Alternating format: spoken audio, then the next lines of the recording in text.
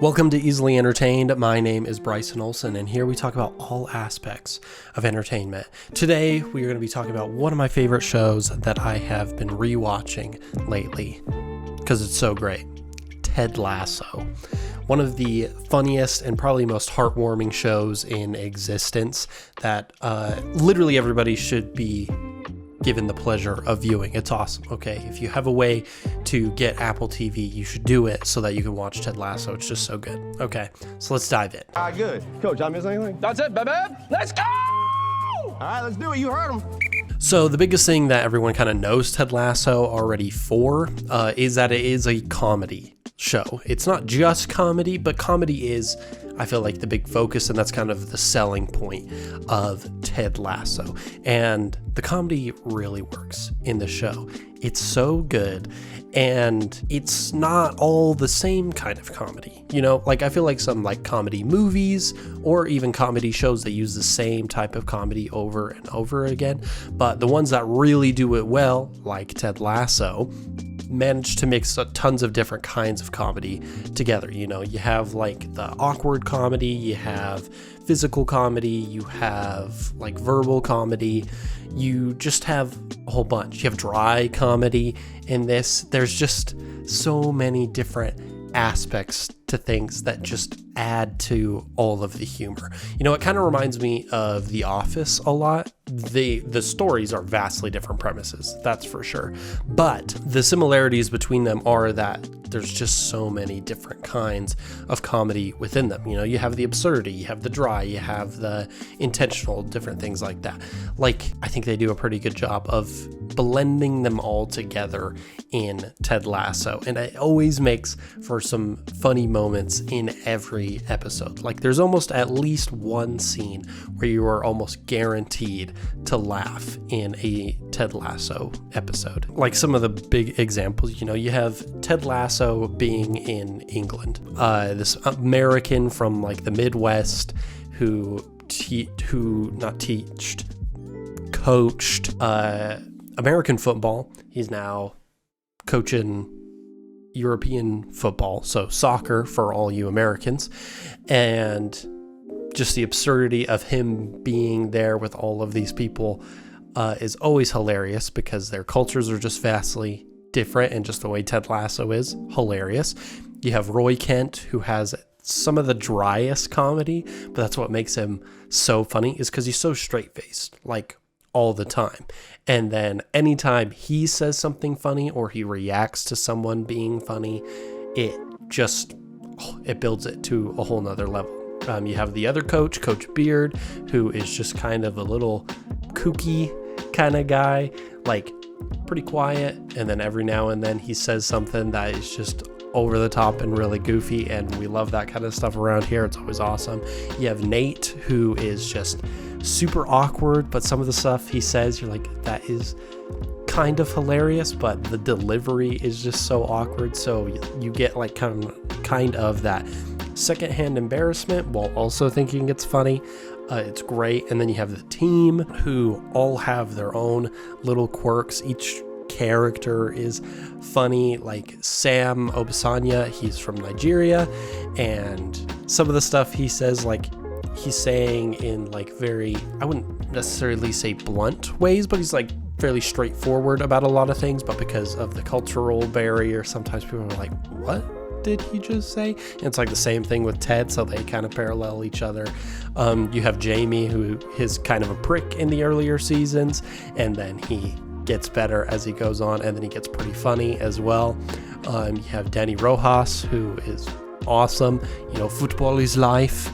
It's great. It's so much fun. It's just with such a big ensemble cast, I love that all of them get to showcase their humor. They get to try different jokes and stuff. And one of the funniest things, I think, when I had been researching Ted Lasso is that the guy who plays Roy Kent was one of the writers. I don't know how many episodes he did writing for, but I know that he was at one, so I think that makes it even funnier that even as one of the actors, he did the writing for some of the comedy, because his character in particular is just so straight-faced and unfazed by things all the time. So it's really funny whenever something comedic happens with Roy, because his character is just top notch, one of the best ones for sure. But I love that this show focuses a lot on comedy, and it focuses a lot on positivity, and it shows with the comedy. While they know how to use it in all the right places, they know that the power of positivity is really the whole point of Ted Lasso. And so being able to constantly show the characters smiling or the characters laughing, just having a good time, I think reinforces the Lasso way, as they call it, where people are just happy to be around Ted, and he brings a wealth of positivity to his life. And I think that's fantastic. And I think that's a huge aspect of Ted Lasso that everyone has latched on to. And it's just, it's great. I can't. I don't know what's going on. I'm sorry. Okay.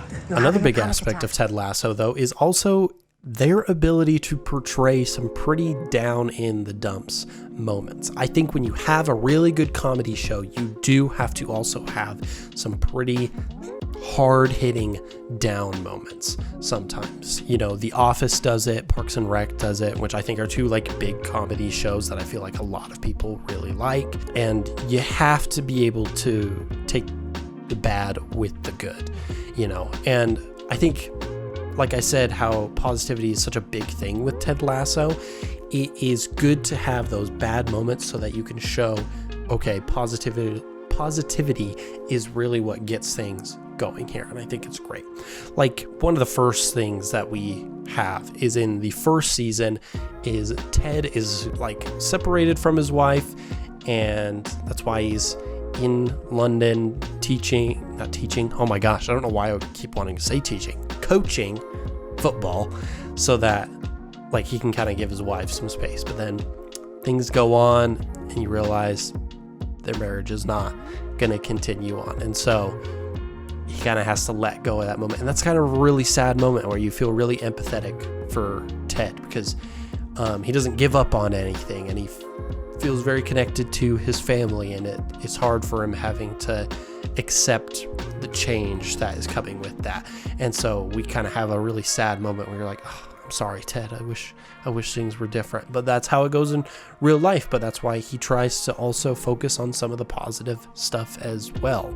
And with Ted specifically as well, it also develops later into anxiety problems that is also like due to some of his previous past as well, not just with the marriage, but with his family and his dad and different stuff like that. And so he struggles with mental health, but then that gives the opportunity for some really good conversation about mental health in sports. While this specific show is obviously not real, it's just like a fictional show, the situation of a coach having anxiety or maybe a player having anxiety is a big thing that could be talked about in actual real life sports. And so being able to showcase it in a show, this is how we should talk about mental health in athletics, is a great thing to showcase, even if it is more periodically. Like, they have one episode that I think focuses on it more in season 3, I believe. They do a great job at portraying it, and it doesn't feel like, oh, it's just we're going to kind of toss it off to the side, because he does tend to have some recurring issues throughout the season, but it is way more focused on just how do we deal with it and how do we go about our regular lives in trying to exude positivity the way Ted does.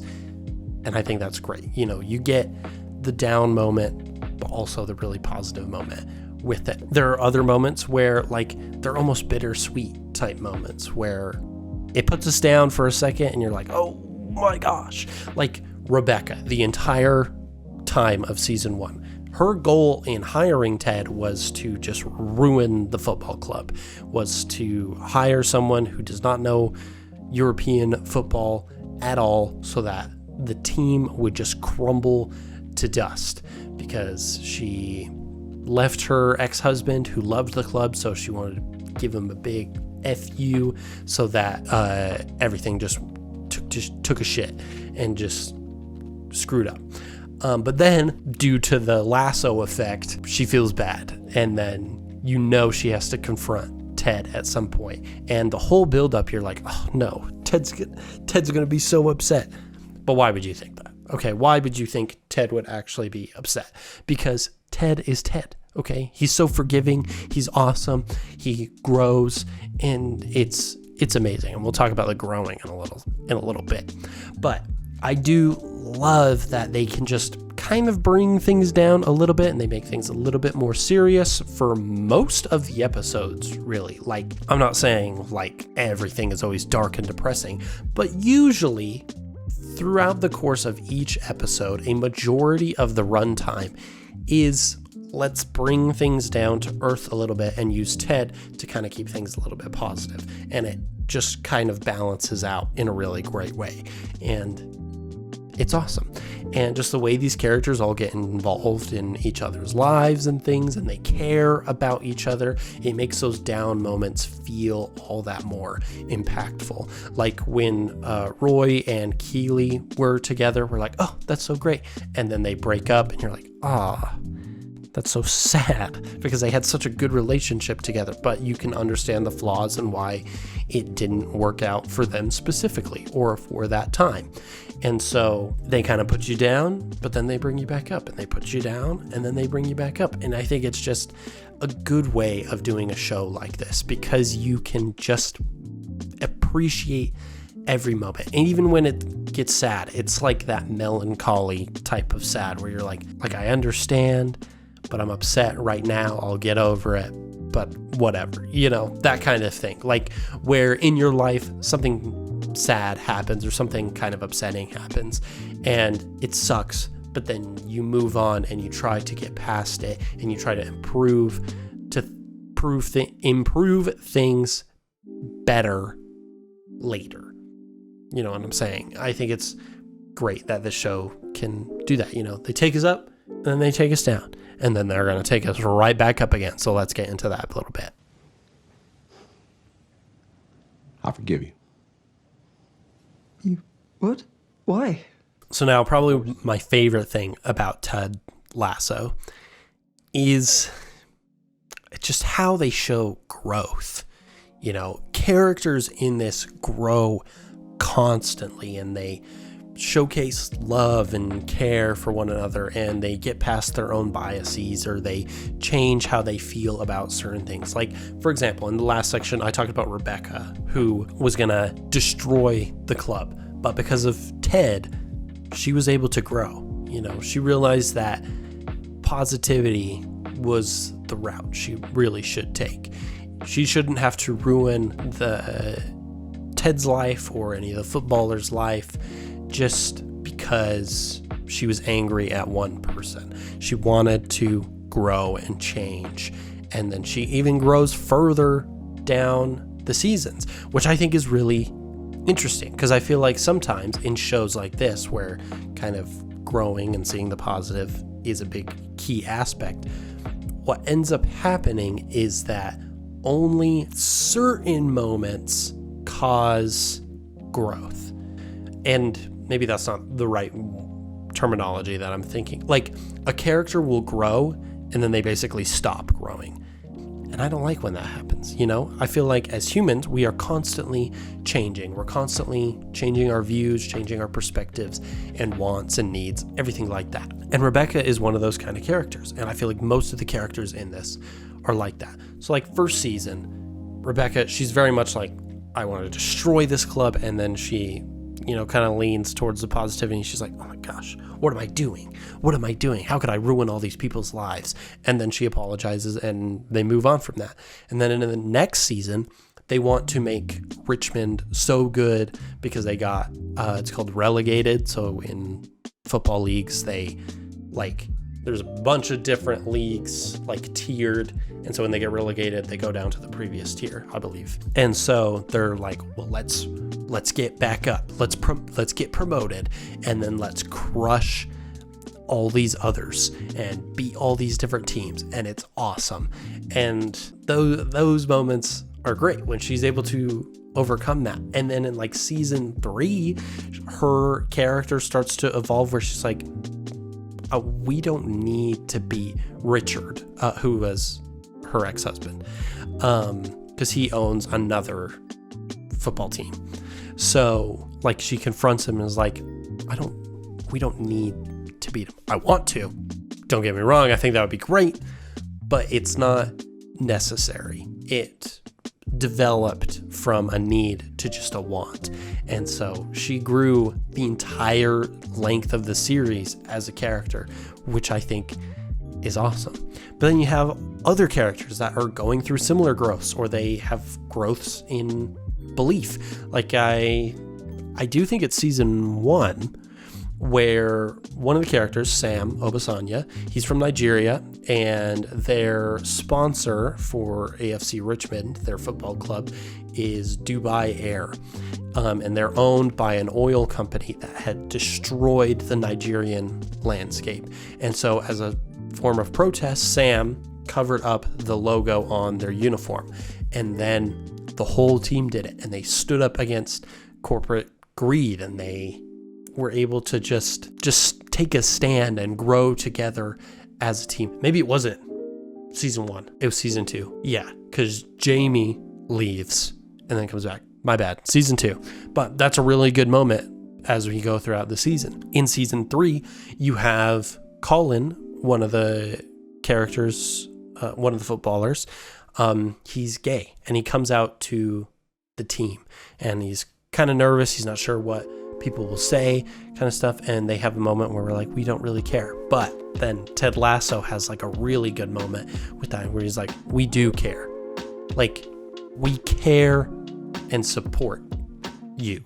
It's not just, oh, we don't care, we'll kind of just brush it off to the side. But no, that's what someone is. That's a big part of someone's identity, is who they are attracted to. And so having an interesting moment like that, very similar to like the mental health conversation, where a character, they want to be able to like kiss their boyfriend the same way the other players can kiss their girlfriends after they win a match, something like that. And I think that's great for them. And Ted agrees. He's like, we care and support you. We don't care in the sense that we hate you. We care and love you, is what he is saying. And I think that's such an amazing moment in the show. It's just because they can all come together and they're like, you're our teammate, man. We're going to support you no matter what. And then, of course, probably the biggest growth moment is Nate's growth, because he has a great time in season 1, and even in most of season 2. He is just a fantastic character. He gets promoted to assistant coach, and he's doing awesome things, and he just knows his stuff, and he has a good relationship with Ted and the rest of the team, and it develops, and it's awesome. But then he goes downhill. And I remember the first time watching it, I was so mad that Nate kind of betrayed everybody. It's so frustrating, because I was like, bruh, they've been nothing but kind. What are you talking about, man? And he just loses it. But then Ted, being Ted, just exuding positivity, causes Nate to grow. And he's like, I made a mistake. And Ted forgives him. And it's so good. I love that moment when Ted forgives Nate, because Nate feels like Ted's just going to hate him. You know, he's like, oh, I betrayed the team. Everyone's going to be like, oh my gosh. But Ted, being who he is, he can't do that. He doesn't give up on people. He doesn't quit things in life. And he grows, and Nate grows, and the team grows. And it's awesome. You know, I absolutely love that about the show. You know, you have your laughing moments, you have your kind of sad and melancholy moments, and you have your growth moments. And I think that is just such a powerful thing that Ted Lasso can do as a show. They just exude positivity and like the story of a real life person, you know, and it shows it in every character. It's not just Ted, it's not just Roy, it's not Jamie, it's not Nate, it's everybody. And that is the best part about this show, is that no matter what, the kindness, it is just awesome. And I think it's fantastic. So I love Ted Lasso. That's kind of my thoughts on that. If you haven't seen it, holy crap, you need to watch Ted Lasso. I know I've pretty much told you everything in the series, but it's so good. Go give Ted Lasso a watch. If you've seen it already, go give it another one, because, oh my gosh, it's just so good. So with that being said, let's get into our rating. If you don't know our easily entertained rating scale from least to best, it goes garbage, once is fine, right mood, quotable, go to, and all day, every day. And it really is no surprise. Ted Lasso is an all day, everyday show for me. Chef's kiss. It's so good. I absolutely love it. So we're going to put it there. If you have a different rating for Ted Lasso, please let us know down in the comments below. Okay? Let us know. But that is all for this episode of Easily Entertained, so I hope you enjoyed. If you did, leave a like and subscribe so you can be notified for all new episodes when they release every Tuesday. It's always a great time. And if you have any suggestions for future entertainment properties that you'd like to see me talk about, well, you should comment those down below too, so that we can get some ideas. It's always a great time. But until next time, bye.